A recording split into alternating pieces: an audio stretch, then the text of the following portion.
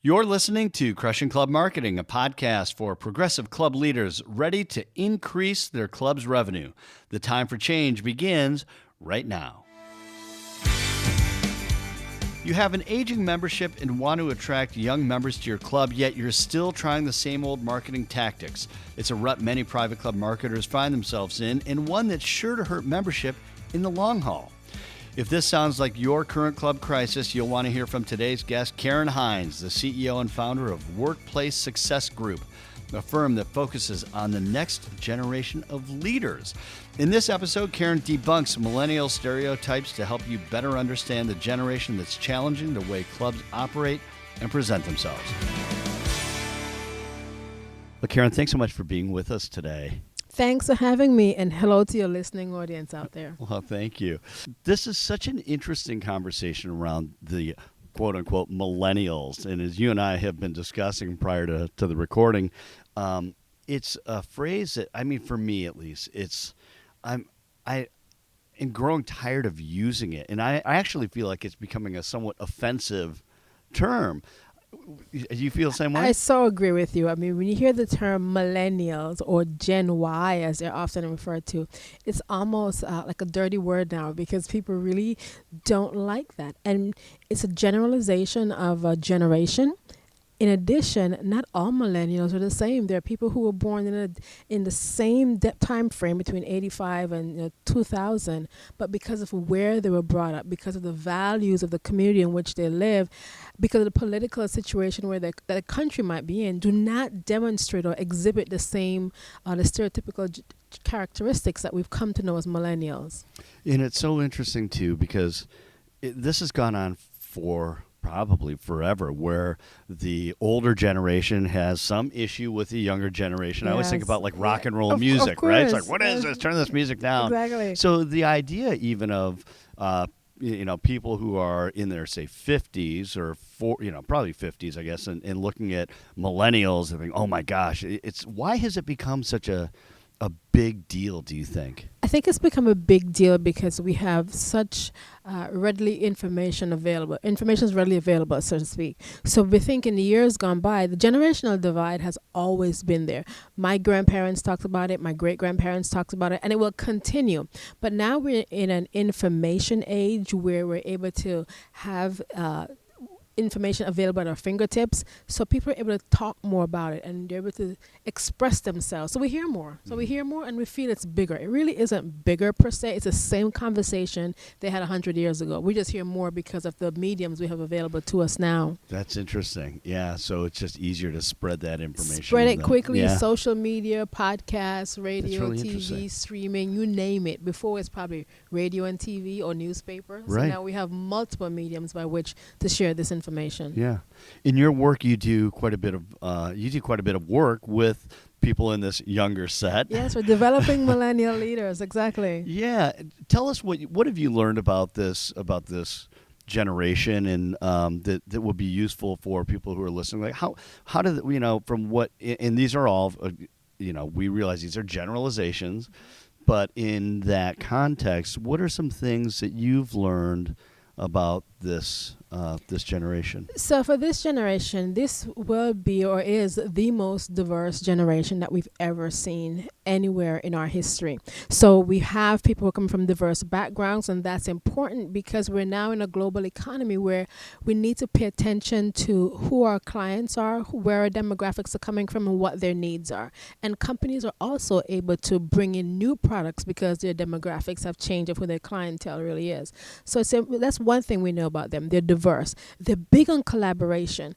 You might think because they're stuck behind a screen, they're so used to being digital natives that's all they think about. They're very big on collaboration. They like the idea of working in teams and solving problems together. It's also important that we recognize for this particular generation, they're confident and they like to know that their values, their opinions are being heard. So it's not uncommon for them to come and ask for feedback and not think about the title behind the person they're asking for. They'll go into the CEO's office and say, what are your thoughts? Because that's how they're raised. Yeah. As consumers, how do they behave? Maybe differently than people who are now in their late 40s, 50s, and older. They're big on data. So for this generation, they like to see analytics and data because it's always been available to them. They know exactly where to find that information. So they're big on data. They want to investigate the products and services that they're working with. So it's no longer okay for an organization to say, we have the best service or we have the best product. They can find that. It's how then do they tell that story to this generation. That's important for them. Yeah, and so in that same vein, we have a lot of conversations with clubs around the importance of having really good information on their website. Giving that visitor, it's sort of like one of the things that Brian Halligan, the CEO of HubSpot, talked about in his keynote during the Inbound conference in Boston is removing friction from this buyer. And when you make it difficult to learn about your club online, that creates friction for them. And this generation especially just wants that information, right? This generation is all about transparency. They want a hassle-free experience with your brand, with the clubs they might be considering. So it has to be an ease of building that relationship, and having one video just to say, here's our story is not enough. They want to see that story being told over and over and over in multiple ways of them learning about the brand, and not just a crafted video to say, here's who we are. They're looking for real life human interaction of how this brand is making a difference in the world. And that's important for the clubs to know as well. Yeah, so they want truth. I mean, they want truth. Right? They want the bare, raw truth because they're looking for something in which they can relate to. Remember, this generation, although they're very well connected, they also want that real life human touch. So they already know about the crafted media messages. They're accustomed to that. So it's really important for the clubs to send a message that says we are human, we're real, and here's what we stand for. So let's bring this back to clubs now, and you've been a member of a private club in the past as well. Mm-hmm.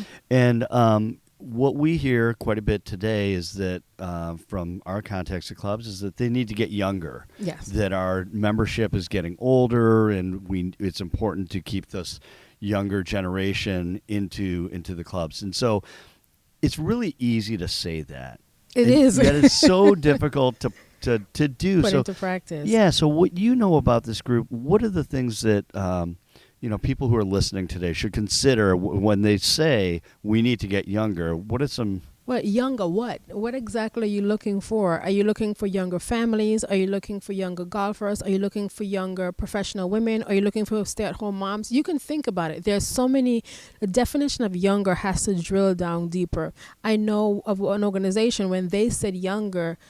At the time when that particular club flourished, it flourished with women who had executive husbands. That's no longer the case in the world that we live in. So when they thought about younger, they couldn't go after that demographic anymore. So they had to define younger, what exactly you're looking for. So think about who your membership really is, and think about how your story connects with that individual and why they would want to say yes. So it's not just about younger, it's what are you going to offer them, because millennials are already well connected. So you really have to think about what are you offering them that they cannot get elsewhere. How much of that, when they're processing that, do you think the clubs really have to ask themselves very deeply to say, is this really what we want? That's do a we great really one. want Yes. to be this? Because you start going down that road, if you're not committed to it, and you say, we want to be younger, but then you start bringing younger members, you go, whoa, this isn't what, and the not old, your kind exactly, of younger member, right? And the old guard says, now you're destroying our tradition, now you're destroying our history, that's not where we want to go. So it's really important to think about what that would mean for the members who are already in existence in the club. Are they willing to change? And not just change for the sake of changing, but are you just going to stay committed to the course of making things different, because younger will mean different? I think you can't see us as you're listening, but Karen saw my eyes light up and bring the microphone to my mouth. Give it to me, Ed. Let's go. So what just kind of jumped into my mind about that, though, is the whole idea of just more of what we're talking about, which is yes, we want to do this. Yes, we want to get there, but we're not really sure if we can lead our club and our management through this as well. I mean, you do a lot of speaking and Yes, leadership I as do. well. I do. And for many general managers that have to report to a board, they have to lead that board as well as the rest of their team in a vision, right? I mean, someone's going to have to really own this from a leadership perspective to say, hey, let's define it. Let's get everyone on the same page and move forward with it. And let's get the dollars behind it. This is not just going to happen just by getting everyone to get behind the idea. Getting behind the idea also involves looking at the budgetary commitment to make this happen, because it will mean that you'll need to spend dollars in a different way. And it will mean that for some of the clubs, they might have members who enjoy the tradition, enjoy the history, and may not be ready to change as well. So that's important to keep in mind, that the GMs who are charged with this must get that support in order for it to work, and not just a 6-month commitment, but a long-term commitment, because the clubs will never be the same. Our world is changing too fast for it ever to be the way it was years gone by. So before we leave this topic, let's talk about trust. And you say it's got to be a long-term commitment. It can't be a 6 months and, hey, let's see how it goes. Because if you do that, what is this generation, we'll use the term because it's popular, what do millennials see if they see it's like they said that, but now they're not really doing that anymore? Yes, and then you start to wonder about the authenticity, where you're just chasing the dollars. And we also can't just think of millennials. Gen Z is a next generation on ramp coming up. So this is a business imperative, where this time it's millennials, the next time it's Gen Z, and every other generation. So it's about, how does a club continually reinvent itself to understand its membership base and understand how they can best serve the needs of those individuals, whether they're currently at the club or you're trying to encourage them to come and join. What are you offering? So let's segue to that. It's a perfect segue. So assuming that the general manager, the board, the leadership of the club is very clear about who they want, what this next generation member looks like, family, demographics, whatever that might be, they're very clear about that. How do you then sell to this? Like, what are the things they should keep in mind as they are pitching prospects and prospective members of their club? Millennials don't like to be pitched to. How interesting. They don't right. want to be pitched to. So what's that mean? What's the alternative? So you can't come with your usual sales pitch. You really have to think about, how are you going to bring them in, and think about the benefits that you're really giving to these individuals. It's not the usual sales pitch, I think, that people are accustomed to. And it's not just using the GMs or the marketing or the sales force, but they want an experience that they can get from current members. So the current membership has to be on board. You can't delegate this to those in administration and say, bring us new members, because the millennials like to talk. They like social proof. They're going to go on social media and find out about the club from their members. So using your current members as club ambassadors is going to be very critical in this new way of approaching increasing membership. That's terrific. In fact, we did an interview a few weeks ago with the director of sales and marketing for Columbine Country Club outside of Denver. His name's Robert Coulard, and he talked about creating a sales culture within the membership. Yes. And some clubs go, well, we don't like to use the word sales. Well, use whatever term you want, but his whole thing is that your membership has got to be engaged in this whole process. Think about viral videos. How do you think they become viral? By one person sharing that video with another person. It's not the video creator going, hey, make my video viral. They don't do that. So it's one person saying, hey, Ed, I saw this video. You've got to see it. And then you share it. And then you share it with your friends. It's the same concept of bringing members into any organization, not just clubs, but in general, getting your product and services out there. Yeah. So let's see if we can connect maybe a gap in some people's minds. So as we're talking about using the membership or having the membership be more engaged, right, to bring in more prospects. Of course. I'm a GM and I'm going, well, all of our members are older right now. How do we, who am I going to start? Yeah, exactly. Just I need a token millennial just to get the ball rolling. But what's funny is just bringing that back to what you said is I thought, wait a second, you're right about the viral video stuff. And if you think about social media, so many, most clubs that we have discussions with are fairly active in Facebook. And that is a place where things are shared and liked all the time. So maybe a great place to get. But there needs to be an Instagram. If you're really looking, Instagram is critical. I think a lot of young people have hightailed it out of Facebook. So they're on Instagram and Twitter and some of the other social media platforms. So it's not just Facebook. It's an Instagram as well, because people are going to hit the like button. And when they start hitting the like button or the love button or the heart button, whatever button they're hitting right now, depending on the platform, it's validation. And millennials like to be validated in their choices. They look to friends and families for their opinions when they're making those decisions. That's something that's different about this generation as in other generations. For them, it's about that social proof. It's about connecting with someone and say, how was your experience with this? That's why we can't have clubs just selling to having their salespeople. So for those who have a much more mature demographics, where do they start?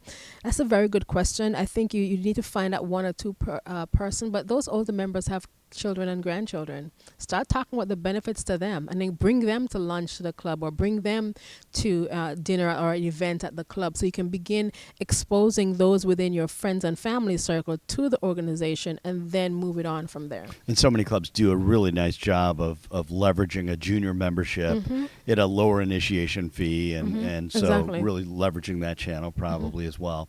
You know, historically, clubs have, a very traditional way is whether they're, I guess the old days before there was online, they'd have a phone book or something, or you just heard about the club.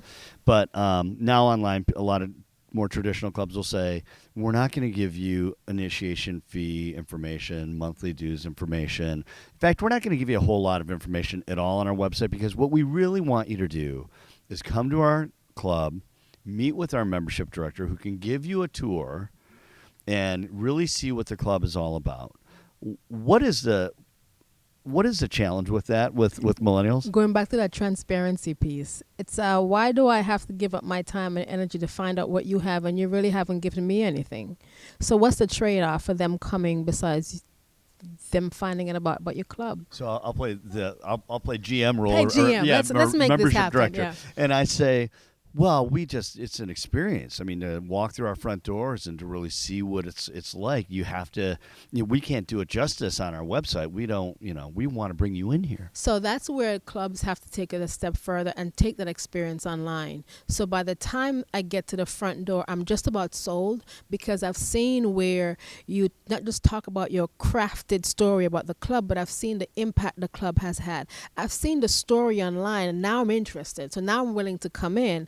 I've seen the cause you're connected to. I've seen the impact you've had on society. So when I see that, I can come in. But if I don't see any of that, if I don't see that footprint, I really don't have an incentive for coming in, other than my mom or my aunt or a friend says, you really need to come and check this dinner out. So you want to go beyond that. So start crafting that story and your purpose online, because that's this generation. That's what they're accustomed to.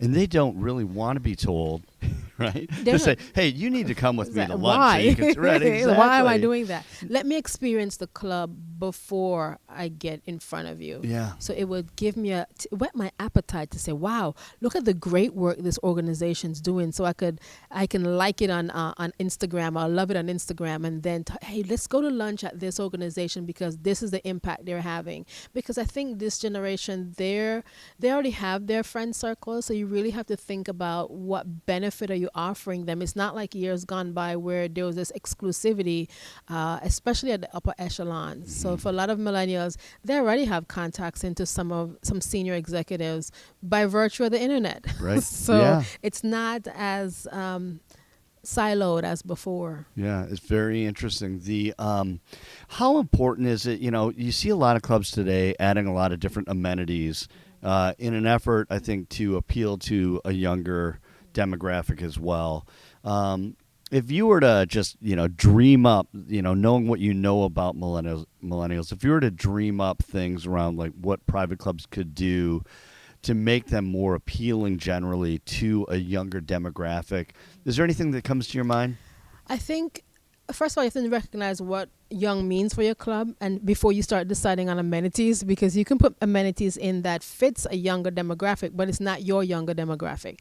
So before you even think about, let's put these great amenities in like some of the other companies, don't do that until you know what your younger demographic need. So one quick example, there's the club that I know of where it would be advantageous to them if they had a room set aside for those younger people where they can do business. So they're coming into the club. They want a quiet space where they can work on their laptops. But this particular club doesn't have that. And for these working millennials, they're always on their laptops. They're always on their computers. They need a space where they can either conduct business. They can have quick meetings. They can feel business friendly. And this particular organization doesn't offer that, or even a strong Wi-Fi signal. That basic. Sure, right? Yeah, well, absolutely. A strong Wi-Fi signal could be a good start. Yeah, absolutely.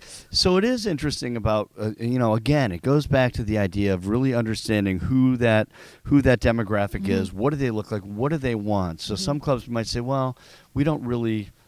That's not the kind of member we want to have as well. Right, and then it is finding different amenities that might exactly. Might appeal to if you're appealing to a family audience, then have something that would be exciting for the children. It might not be a business audience, but it's a family audience. So what can we have for the kids? Do we have a game room? Do we have a place where they can experience virtual reality or something along those lines where they can be and feel engaged? But it's really thinking about what younger means and what their needs are before you put in a dedicated workspace for them, or before you're putting a family room or whatever other amenities might be, a fitness center or something along those lines. It just varies. Yeah. Your visibility into this topic goes well beyond private clubs. In fact, the majority of your business is not in private clubs. Right, absolutely. And yet the problem, or the challenge, I should say, is pretty much the same across the board, isn't it? It's the exact same. And I think what companies need to be very mindful of, or any organization, not just companies or private clubs, but any organization needs to be mindful of, if you're in business, you need to be agile enough to change with the times. And when times change, how do you adjust quickly and understand who you're serving? And I think that's the struggle. So while we're talking about millennials, this doesn't really only affect millennials. It will be the next generation. It will be the changing demographics within the community that you're working in. It's so many different things that a couple of years ago, who knew that we needed a cell phone or a smartphone? We didn't think we needed that. Right. But somebody sat down and figured out these folks are going to need that. And how do we meet that need? So it's how do you stay at the forefront and not trying to adjust, or should I say catch up, so to speak. Yeah. How critical is this that all businesses, all organizations, again, private clubs or corporations, figure some of this out? It is. If I could stand on the top of Mount Everest and have a megaphone that reaches across the world, I would do that. Because dollars are affecting, your buying power, your ability to bring in revenue will be affected. You're losing market share because you don't understand the people who you're supposed to be serving, or you're not giving them the service or products that they need because you're continually serving an audience from 30 or 40 or 50 years ago, who unfortunately they've either transitioned or they're no longer interested in the product or service you're selling. So you're losing market share. And just look around to all the companies that are no longer in existence because they refuse to adapt. So this is about survival. It's not about emotions. It's a pure business case. Yeah. Do you want to survive? Do you want to increase your market share? Are you at the point now where you're willing to say, the pain is enough, let's do something about it? Yeah, that's terrific. So I really appreciate your insight and great stuff. Let me ask you just a couple of closing questions. Sure. One, what's happening next? I mean, you talk about Gen Z Z next. Gen Z. If you're sitting in your office listening, going, once these millennials grow up, we're going to be through this and everything's going to be fine. We can go back to the way we were doing things before. That's not going to happen, no, is it? I think if you're sitting in your office listening to this, feeling a bit overwhelmed, thinking, oh gosh, these millennials, The only question I want to ask is, are you ready to constantly adapt? That's the question you should be asking yourself. And if you're not, you're in the wrong business, because it's millennials today. We've had to adapt. Now we have podcasts. 50 years ago, this wasn't available. It's a radio show. It was a radio show, maybe, if you're good yeah. enough, yeah. And, 100 years ago, you didn't even have some of the things we have now. So it's, how do you constantly come from a mindset of accepting change and rolling with it, and always looking for ways in which you can improve? That's what you think about. Don't think about the word millennial. Just think about, how do we adapt to change quickly? How do we meet the needs of our customers? And how do we continue to grow our bottom line? In so many ways, I feel like while there are a lot of frustrations, and we talked about transparency earlier, and it can drive people nuts, because in many ways I feel like it's forcing us all as leaders to be better at what we do, to communicate more clearly, to set clearer expectations, and just to in some ways just be better humans. Yes, the ambiguity that we've become accustomed to is leaving, and people don't like that, because it can no longer hide behind policies and procedures and everything else that we often hide behind. So I love it that millennials have challenged us in this way. It's making us better businesses, better organizations, better people. It doesn't mean they're perfect, because they don't know everything. For sure. They also need to recognize that those of us who've come before do bring a value to the table, and that needs to be recognized. So let's be very mindful of that as well, that we shouldn't throw that out and thinking that they're the solution to every problem. Let's recognize what all generations bring to the table, value that, and collectively move forward into a different tomorrow. Yeah, that's awesome. So where can people find more information about you and your work? Hop on to workplacesuccess.com. And there's our website. Connect with me on Twitter, Karen Hines WSG. Workplace Success Group is the name of our company. We're on Instagram. We're on all the social media platforms. Yeah, of course YouTube. you are. Right. Of course we are. Of course we are. But workplacesuccess.com is our website. Join us there. Awesome. Thanks so much for your time. Thanks Karen. for having me, Ed. It's been a pleasure. Thanks for listening to this week's episode. Next up, we'll talk with the CEO and founder of Animoto, a video hosting platform that's simplified and streamlined the way companies create and share video. Founder Jason Chow shares his 2 cents on the rise of video and its ability to build brand awareness for your club and even inspire new membership. Until then, keep crushing your club marketing.